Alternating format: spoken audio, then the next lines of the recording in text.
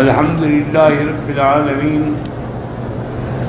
والصلاة والسلام على اشرف الانبیاء وسید المرسلین سیدنا و مولانا محمد وعلى آلہ واصحابہ اجمعین. اللہم صل علی سیدنا محمد وعلى آل سیدنا محمد كما صليت على إبراهيم وعلى آل إبراهيم في العالمين إنك حميد مجيد. أعوذ بالله من الشيطان الرجيم. بسم الله الرحمن الرحيم. وآتينا موسى الكتاب وجعلناه هدى لبني إسرائيل ألا تتخذوا من دوني وكيلا ذرية من حملنا مع نوح إنه كان عبدا شكورا. وقضينا إلى بني إسرائيل في الكتاب لتفسدن في الأرض مرتين ولتعلن علوا كبيرا. فإذا جاء وعد أولاهما بعثنا عليكم عبادا لنا أولي بأس شديد فجاسوا خلال الديار وكان وعدا مفعولا. ثم ردنا لكم الكرة عليهم وأمددناكم بأموال وبنين وجعلناكم أكثر نفيرا. إن أحسنتم لأنفسكم وإن أسأتم فلها. فإذا جاء وعد الآخرة ليسوءوا وجوهكم وليدخلوا المسجد كما دخلوه أول مرة وليتبروا ما علوا تتبيرا.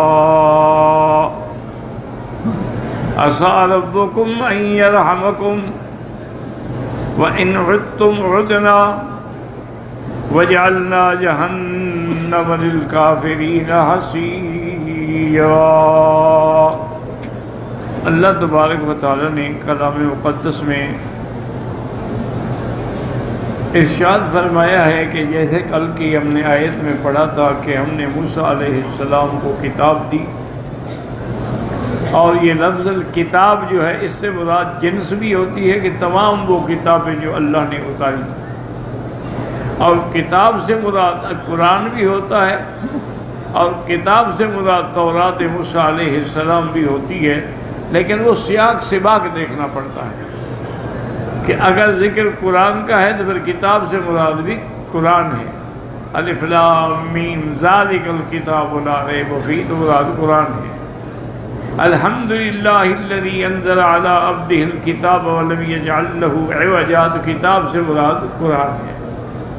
اب یوں کہ یہاں موسیٰ علیہ السلام کا ذکر موجود ہے، وَآتَيْنَا مُوسَىٰ الْكِتَابِ یعنی تورات، وَجَعَلْنَاهُ یعنی اب ضمیر جو ہے کتاب کی طرف ہے، ہدن یعنی ہادین لبنی اسرائیل تاکہ وہ ہدایت کرے بنی اسرائیل کو، اس کے کتاب کے ذریعے ہدایت حاصل ہو.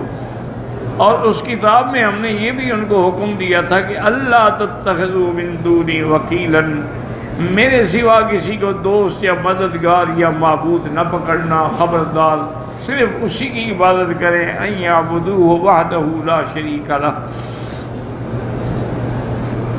اور یہ کون لوگ ہیں؟ فرمایا ذریۃ من حملنا مع نوح، یہ وہ لوگ ہیں جو حضرت نوح کی اولاد ہیں اور جن کو ہم نے نوح علیہ السلام کے ساتھ کشتی پہ سوار کر کے بچا لیا. باقی تو جو اس وقت زمین میں موجود تھے سب ختم ہو گئے، غرق ہو گئے.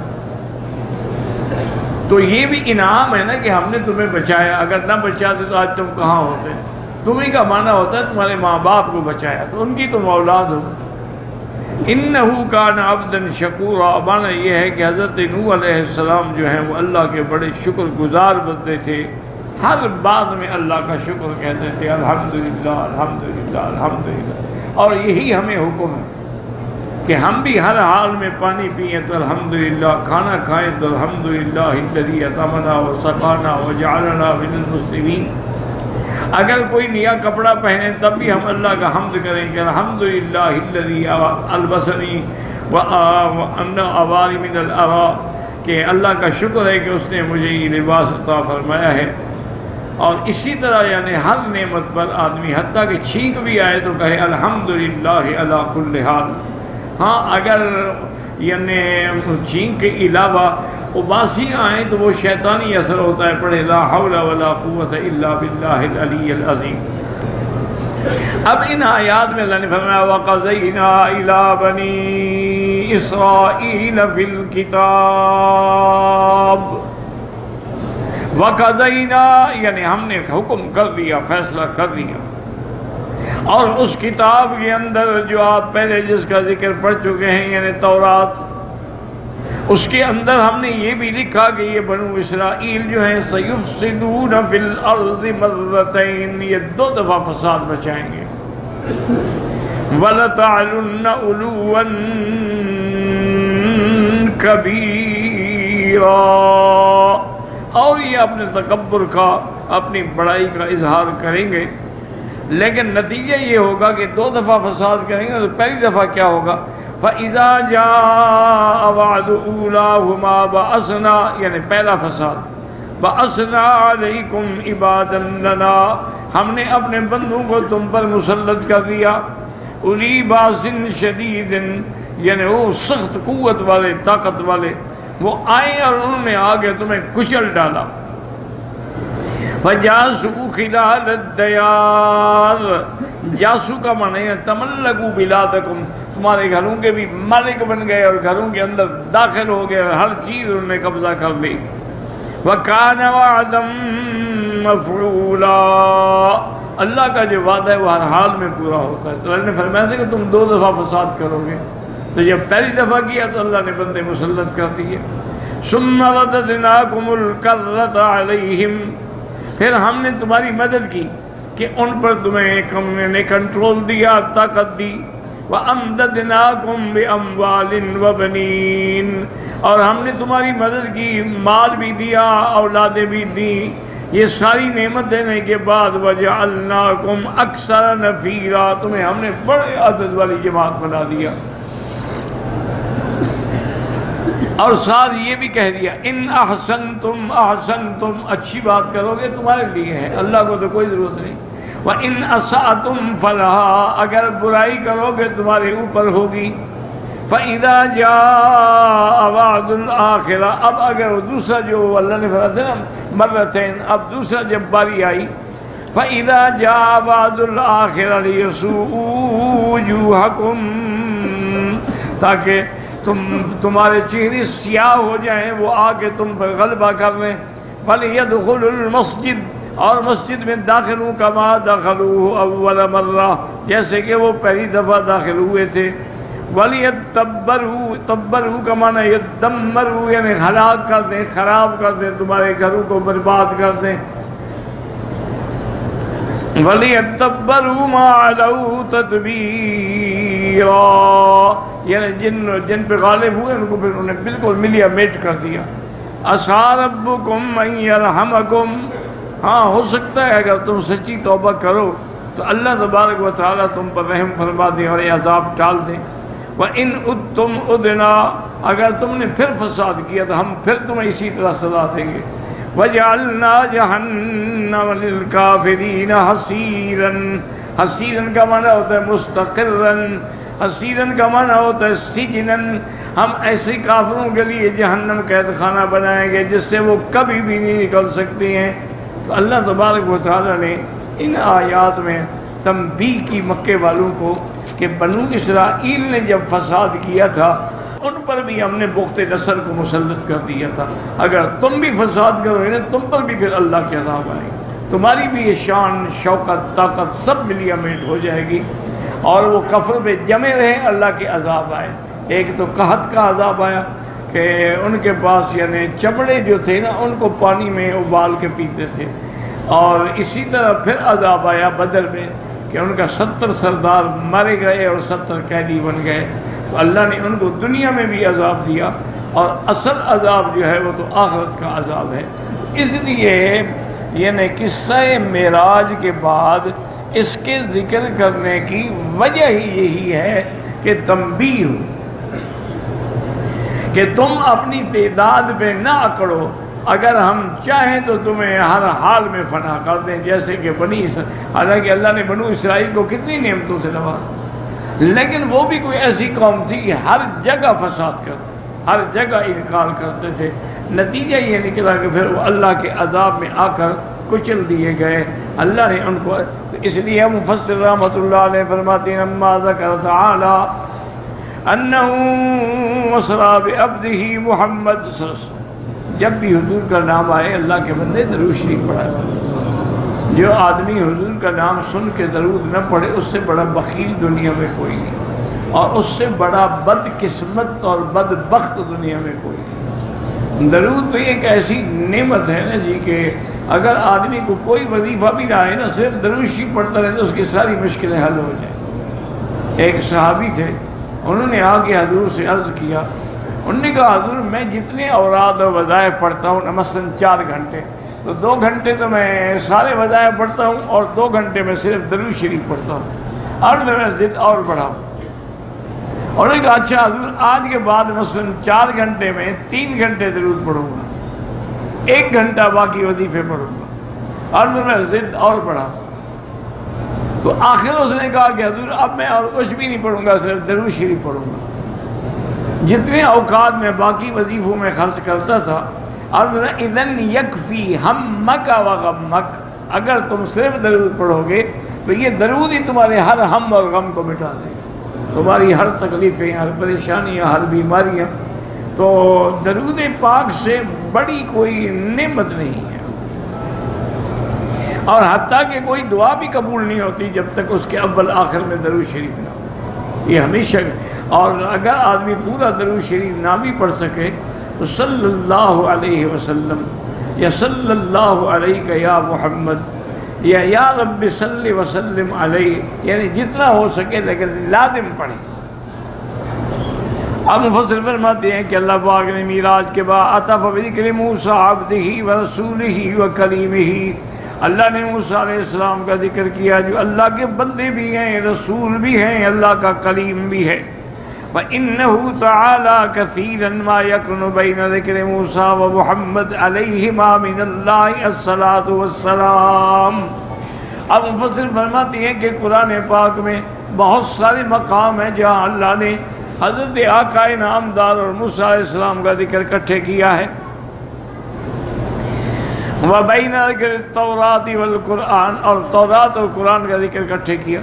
وَلِهَذَا قَالَ بَعْدَ ذِكْرِ الْإِسْرَاءِ، اسراء و معراج کے بعد اللہ نے فرمایا وَآتَيْنَا مُوسَى الْكِتَابَ التَّوْرَاةَ وَجَعَلْنَاهُ الْكِتَابَ هُدًى أي هَادِيًا۔ یاد رکھو، ایک ہے ہدایت کرنا، تو قرآن بھی ہدایت ہے، تورات بھی ہدایت ہے، انبیاء کا آنا بھی ہدایت ہے۔ ایک ہے توفیق ہدایت، یعنی اس ہدایت پر کامیاب ہونا، یہ اللہ کے ہاتھ میں ہے، جو جس کو چاہے ہدایت دے اور جس کو چاہے ہدایت نہ دے۔ کیونکہ بڑا مغالطہ لگ جاتا ہے میرے بھائیوں کو کہ ایک جگہ تو قرآن کہنے والے کل قوم ہاد، ہم نے ہر قوم کے لیے ایک ہدایت والا بھیجا، اور دوسری جگہ اللہ فرماتا ہے کہ انک لا تہدی من احببت، آپ اس کو ہدایت نہیں دے سکتے جس کو محبوب رکھے۔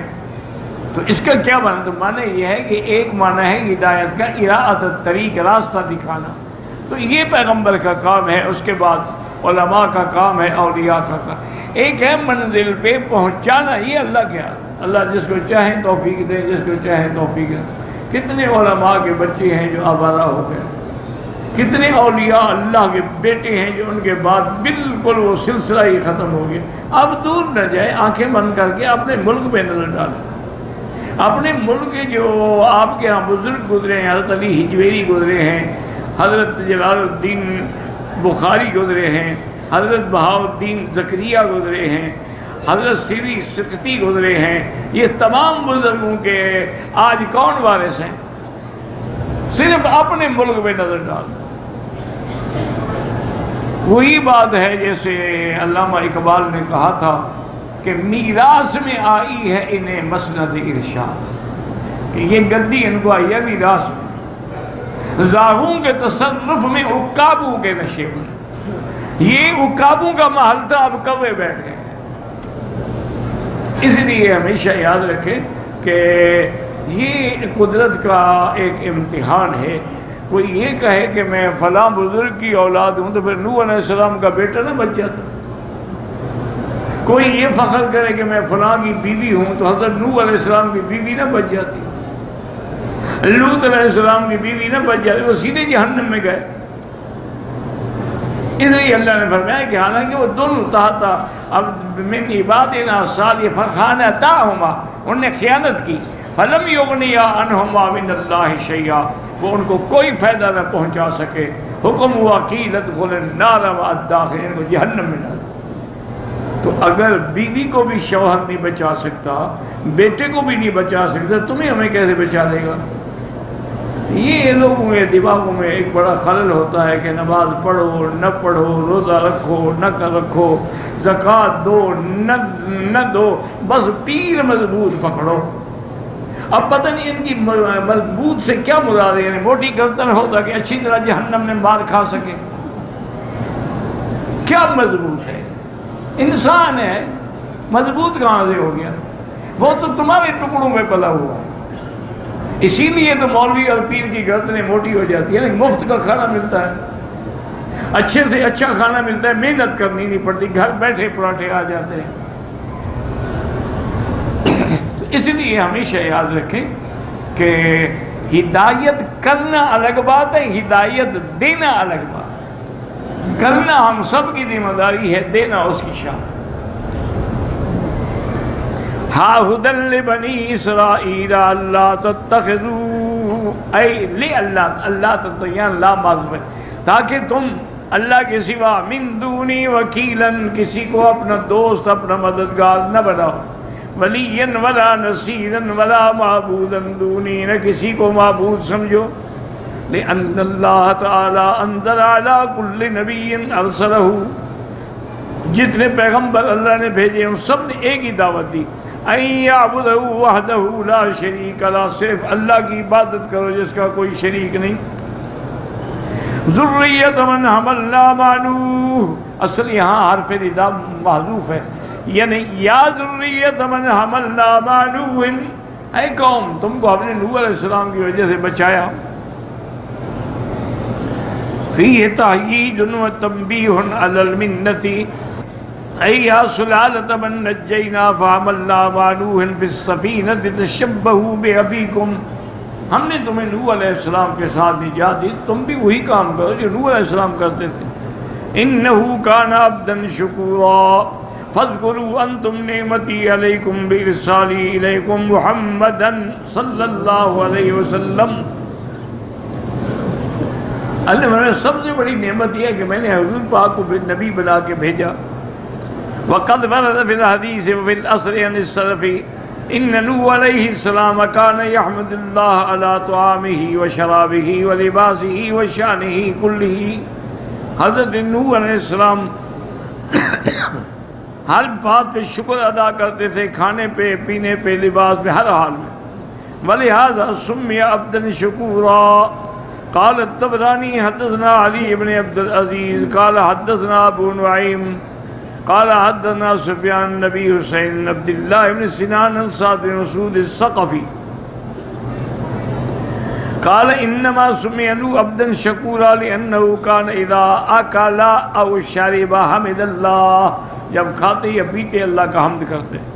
وقال الامام احمد حدثنا ابو اسامہ حدثنا زکریا ابن ابی زائدہ عن سعید بن ابی بردۃ عن انس بن مالک رضی اللہ عنہ قال قال رسول اللہ صلی اللہ علیہ وسلم ان اللہ لیرضى للعبد ان یاکل الاکلۃ ویشرب الشربۃ ویحمد اللہ علیہا اللہ اس بندے پہ راضی ہوتی ہیں جو کھانے پہ پی ہر چیز پہ اللہ کا شکر کرتا ہے۔ وَهَكَذَا رَوَاهُ مُسْلِمٌ وَالتِّرْمِذِيُّ وَالنَّسَائِيُّ مِنْ طَرِيقِ أَبِي أُسَامَةَ بِهِ وَقَالَ مَالِكٌ عَنْ زَيْدِ بْنِ أَسْلَمَ كَانَ يَحْمِدُ اللَّهَ عَلَى كُلِّ حَالٍ، ہر حال پہ شکر کرے۔ وَقَدْ ذَكَرَ الْبُخَارِيُّ هُنَا حَدِيثَ أَبِي زُرْعَةَ عَنْ أَبِي هُرَيْرَةَ عن النبی قال انا سید ولد آدم یوم القیامت، حضور نے فرمایا اللہ نے مجھے تمام ولد آدم کا سردار بنایا۔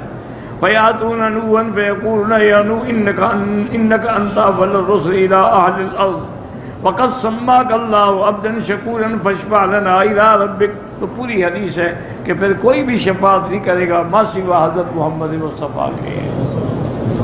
دعا کریں کہ اللہ ہمیں حضور کی شفاعت نصیب فرمائے، اور اللہ ہمیں حوض کوثر پر حضور کے ہاتھوں سے پانی نصیب فرمائے، اور حضور پاک صلی اللہ علیہ وسلم کی زندگی میں بھی زیارت نصیب فرمائے، اور آخرت میں بھی حضور پاک کا قرب نصیب فرمائے۔